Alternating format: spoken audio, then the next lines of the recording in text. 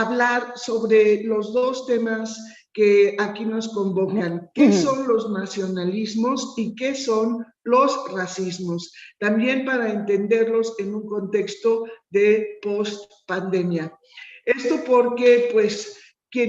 nuestros invitados y nosotros como anfitriones, también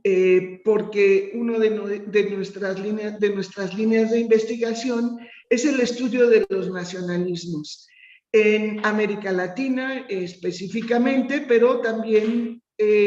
estamos atentos a todas las manifestaciones nacionalistas o racistas, y estas, pues como sabemos, son completamente impredecibles, muy, muy sorprendentes. Yo estaba pensando, Fernando, que pronto vamos a hacer una sesión sobre el Reino Unido, porque el Prime Minister, ¿no? De origen hindú, que sea el Prime Minister, pues eso sí rompe muchos de los cánones conservadores y avanzados de los estudios de nacionalismos. Así que, pues, nunca tenemos falta de tema, al contrario. Cada vez estamos pues viendo que el fenómeno pues tiene siempre tendrá nuevas vetas y formas de expresión. Bueno, para terminar, quiero decirles que esta sesión la estamos llevando a cabo desde la unidad de posgrado, del posgrado del Instituto de Antropología. Aquí están mis estudiantes, no las pueden ver porque si cambio la cámara capaz que se descuadra todo y entonces volvemos a hacer un relajo. Pero bueno, pues desde aquí seguramente envían sus saludos y así que estamos atentas, Jorgelina, a tu presentación, que será sobre Argentina, y si quieres dar el título completo de tu presentación, si eres tan amable. Claro, cómo no. Bueno, muchas gracias, Natividad, por la presentación tan amable, y gracias a Fernando y a Bruno también por la invitación, a ustedes tres por la invitación a participar de este seminario tan interesante. Yo tuve la oportunidad de escuchar las últimas sesiones y realmente me convocaron a seguir pensando estos temas que, como recién charlábamos mientras esperábamos, somos pocos quienes investigamos sobre la cuestión nacional, pero el nacionalismo, los nacionalismos siguen vigentes, siguen vivos, siguen activos, y eso desata una infinidad de temas para discutir. La sesión de hoy se titula La construcción de alteridades en la nación argentina, heterogeneidad y desigualdad bajo una misma bandera. Y lo que propongo para hoy es pensar, a partir de algunos datos históricos que voy a ir compartiendo con ustedes, y alguna descripción de la sociedad argentina actual en términos de estructura racial, o por lo menos en términos de entramado cultural, simbólico, y dónde se ubican las categorizaciones sociales en el mismo. Lo que pretendo con ese recorrido es contribuir a una reflexión en la que yo me involucro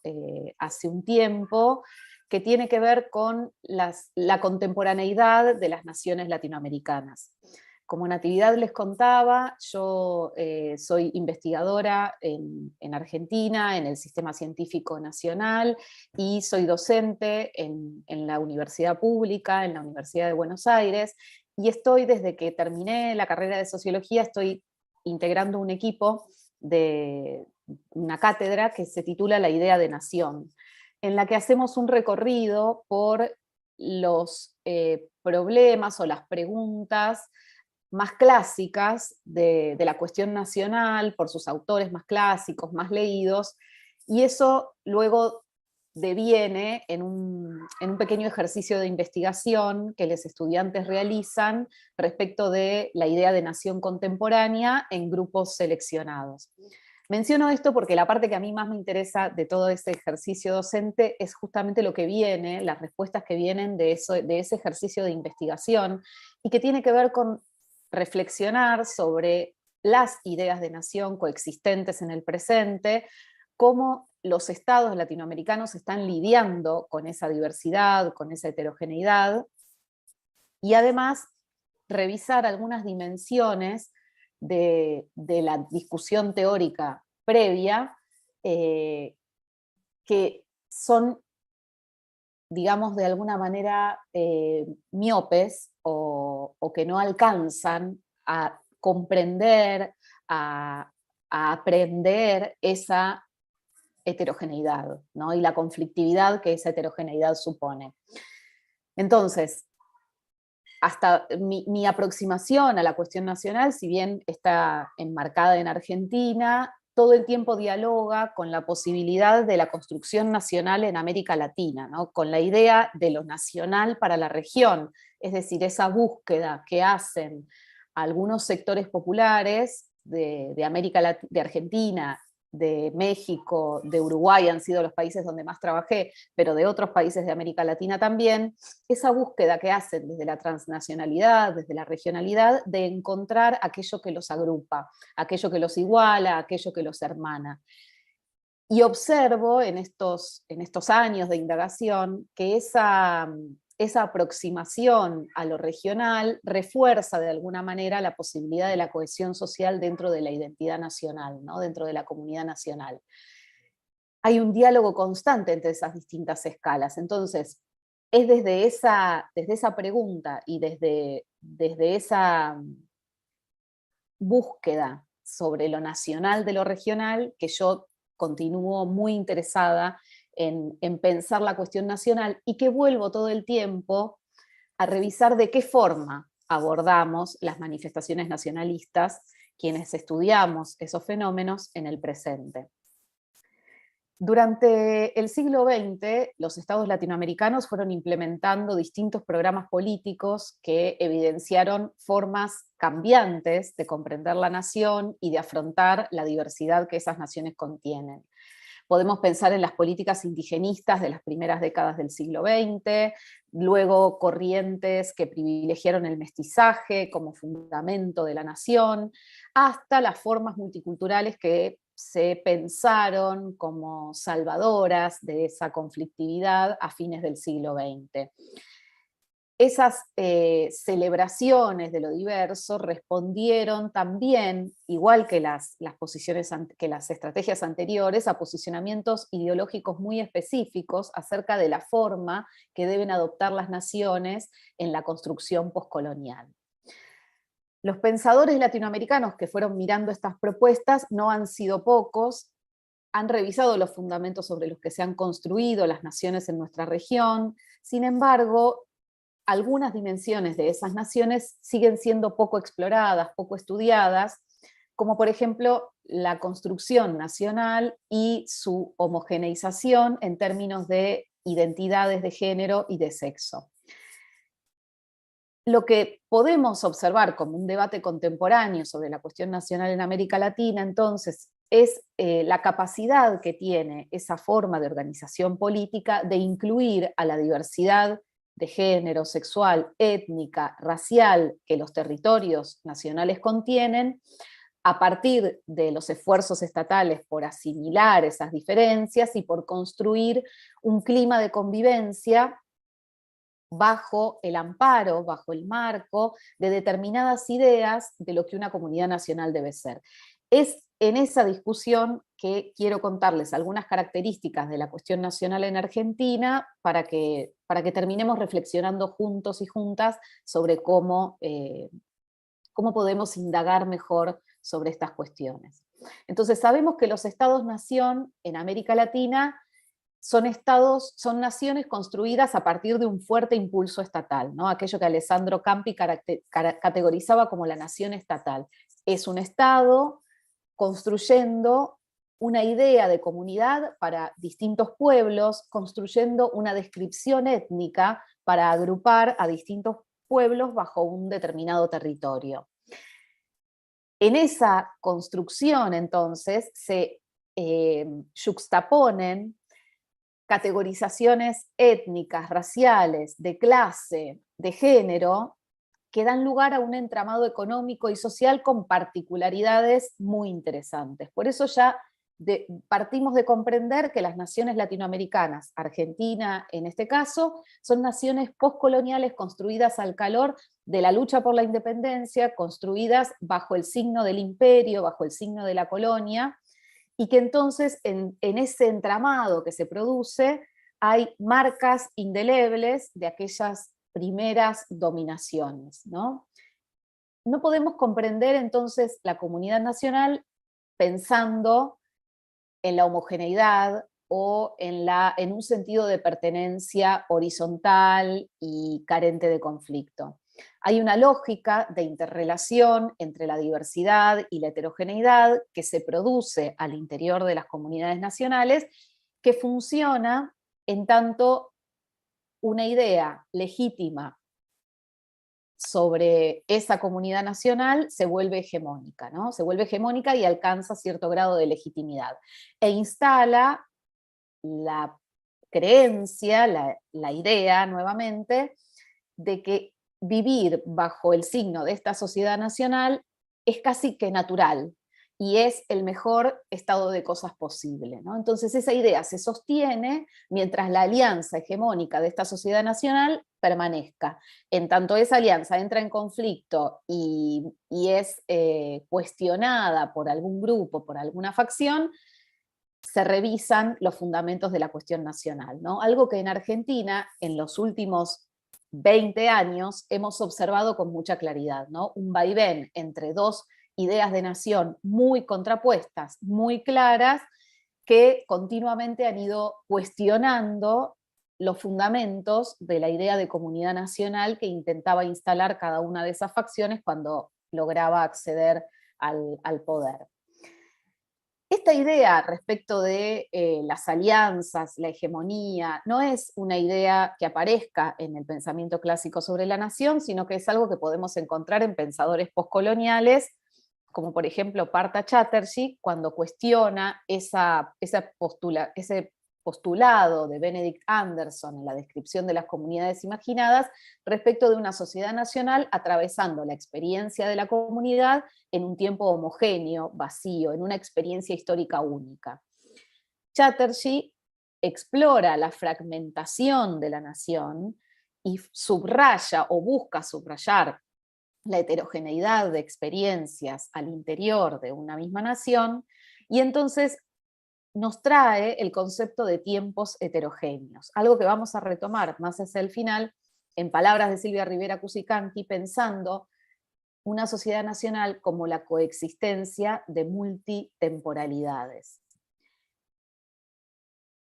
Esta idea sobre la diversidad, entonces, sobre la heterogeneidad y cómo el Estado-Nación incide en la misma para jerarquizar esa diferencia, entonces decimos aparece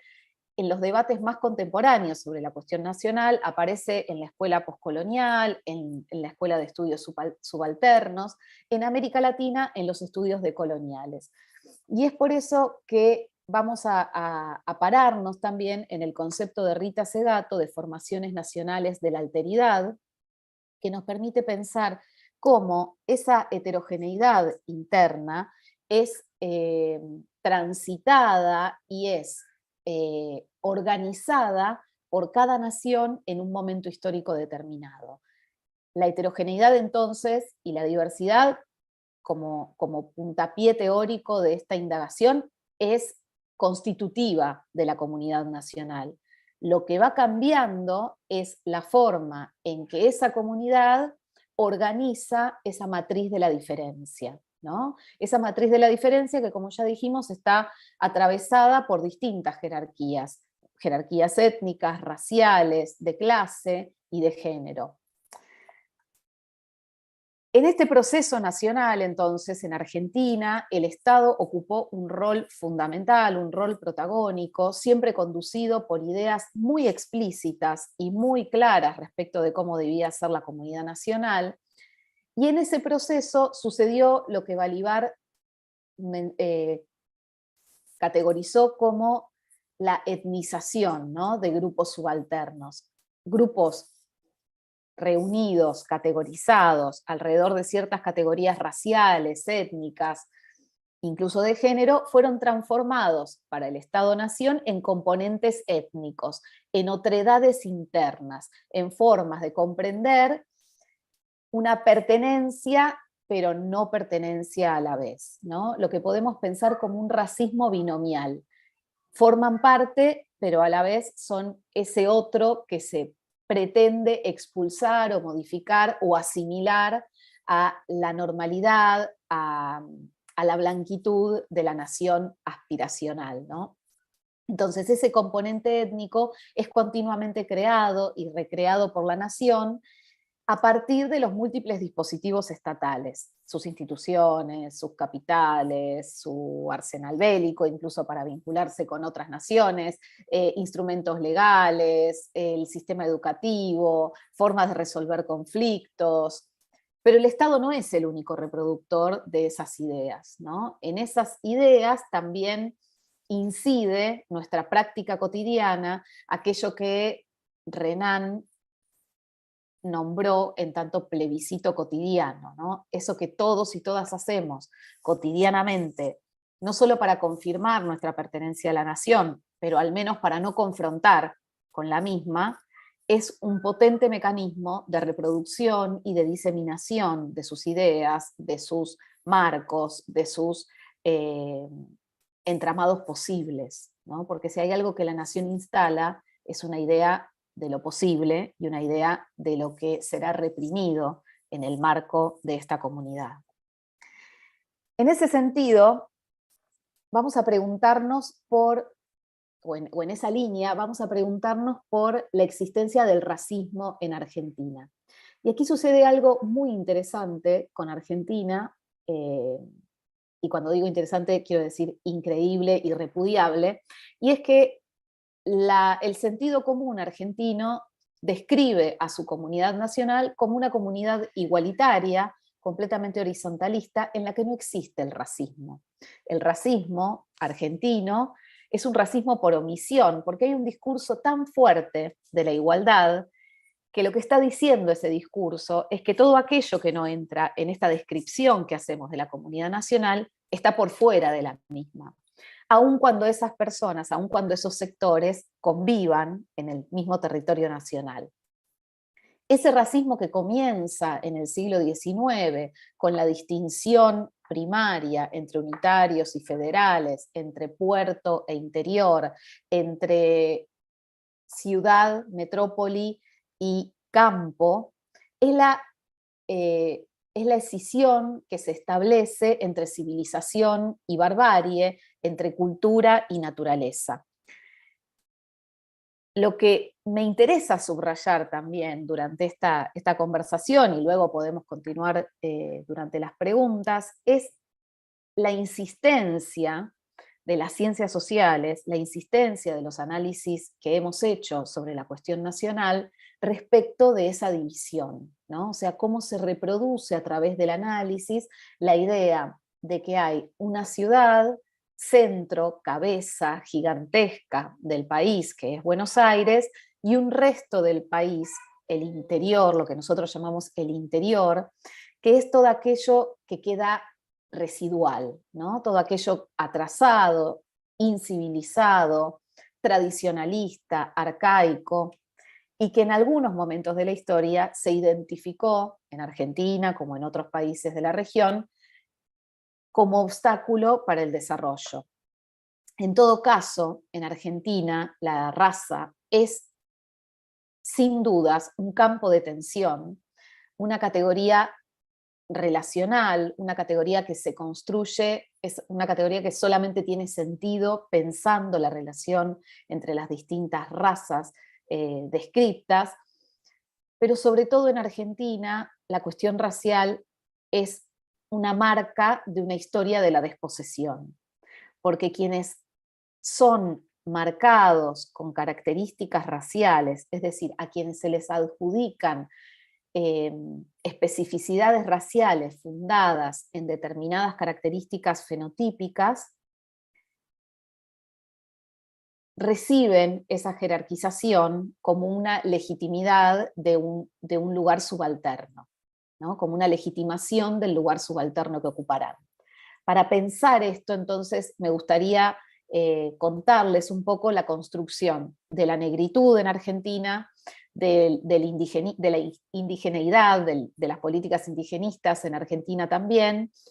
y algunas categorías sociales contemporáneas que combinan, ¿no?, esas jerarquías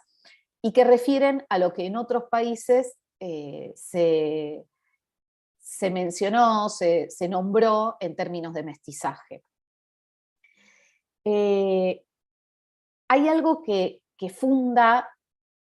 esta idea, que antecede a esta idea equivocada de la inexistencia del racismo en Argentina, que al mismo tiempo que niega la existencia del racismo, afirma la blanquitud y europeidad de la sociedad argentina, y que tiene que ver con el mito de la desaparición de los negros y las negras de la población descendiente de africanos y africanas en Argentina. Ese mito de la desaparición tiene algunas hipótesis muy reconocidas y muy arraigadas en el sentido común, que tiene que ver con una muerte a gran escala,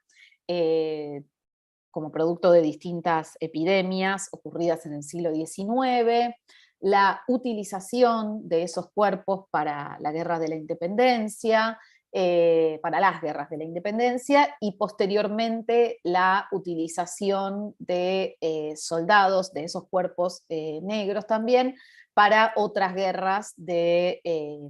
relacionadas con límites fronterizos con conflictos limítrofes, perdón, como la Guerra del Paraguay o la Guerra del Gran Chaco. Al mismo tiempo, hay otros mitos respecto de la desaparición que tiene que ver con las malas condiciones de vida. Esos mitos son un poco más críticos, digamos, porque por lo menos resaltan la existencia de relaciones de esclavitud, a pesar de la abolición de esa esclavitud, cómo esa negritud permanece viviendo en condiciones paupérrimas, y eso produce su desaparición muy temprana. Esa mitología respecto de la inexistencia de negros en Buenos Aires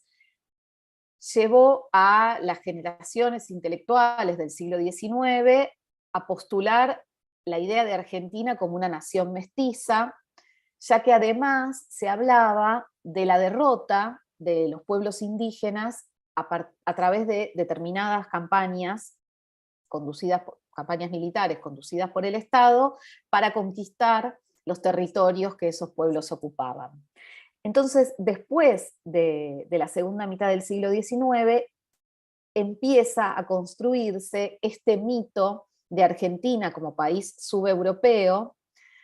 como la París de América Latina, debido al efecto de la inmigración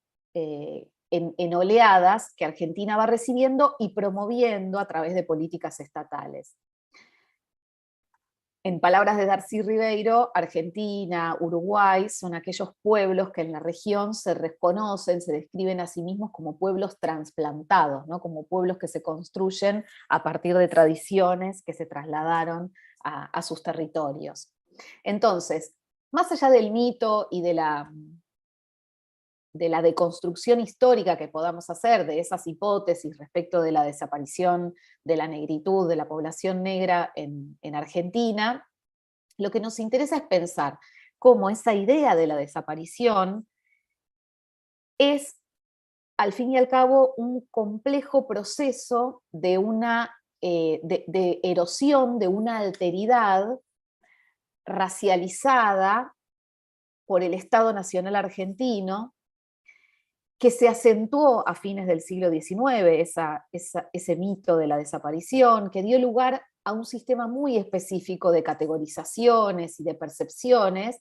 que describen a la blanquitud y a la negritud argentinas. Buenos Aires, Argentina, entonces, forman parte de una manera binomial de la dimensión racial, porque los porteños, y por extensión todos los argentinos que se asemejen a esa vida porteña, a esa vida de Buenos Aires, al ser la nación, al ser la capital como una referencia central de la nación en Argentina, los porteños entonces seríamos los blancos de la nación, mientras que las personas de raza negra son inmediatamente pensadas como extranjeros y extranjeras. Lo negro racial, entonces, se distingue en Argentina no por linaje, no por sangre, sino en principio por características visuales, al contrario de otros sistemas categoriales de los que vamos a hablar en minutos, y todo lo que queda fuera de la categoría de lo negro, el cabello rizado, la nariz ancha, el color de la piel, la forma de los labios, todo aquello que no cumple con la estricta categorización de la negritud, pasa a formar parte de lo no negro o de lo normal. Sin embargo, esa descripción de la negritud sigue siendo considerada como no racista por la mayoría de la población, ya que supuestamente, como dijimos, no hay negros en Buenos Aires, no hay negros con suficientes rasgos de estos que menciono para ser objeto del racismo en Argentina. Entonces, hasta ahora podemos decir que en Argentina hay alteridades políticas que se van derivando de esa fractura inicial entre capital, puerto y provincia interior, entre Buenos Aires y el resto del país, que prevalece esa línea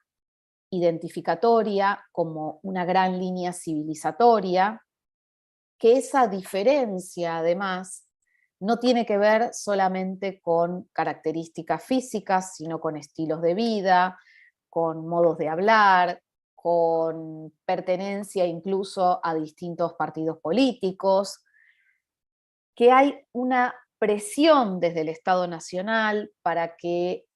esa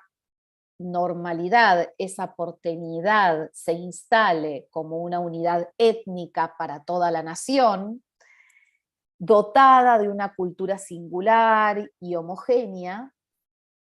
que coexiste entonces con algo que podemos observar en otros estados de América Latina, en otros estados-nación, y que es el terror étnico, que es el pánico a la diversidad, ¿no? Que es el pánico a las manifestaciones identitarias diversas y entonces a la posible autodeterminación de alguna de esas manifestaciones. Quizás contribuyan algunos datos sobre la población argentina y de paso pasamos a pensar la cuestión indígena con estos datos. El 10% de la población en Argentina en América Latina el 10% de la población se reconoce como población indígena. En Argentina este porcentaje baja a un 2,4% según el censo de 2010 y confirmado por un estudio de CEPAL de 2014. Esto sería más o menos 1.000.000 de personas. Ese porcentaje de autoidentificación ha evidenciado un aumento exponencial de hasta un 50% con el censo anterior. Esto tiene que ver con distintos cambios que Argentina fue experimentando, incluso la modificación de su Constitución Nacional en 1994, en la que se reconoce la preexistencia de 32 pueblos indígenas a la construcción del Estado Nacional argentino e incluso su legítimo derecho al reclamo por las tierras que ocupaban entonces. En el último censo del cual tenemos datos, porque este año se realizó el censo, pero aún no están procesada esta información, Argentina contaba con un 40 millones, con una población de 40 millones de habitantes, de los cuales 1.000.000 se reconocían, 955.000, decíamos, se reconocían descendientes o pertenecientes a pueblos indígenas, y de los cuales 149.000, 150.000 personas se reconocen como afrodescendientes. Estas preguntas en el censo, como ustedes saben, son preguntas por autoadscripción. Responden a la identidad que las personas enuncian y no a la definición que el censista o la censista otorga. El censo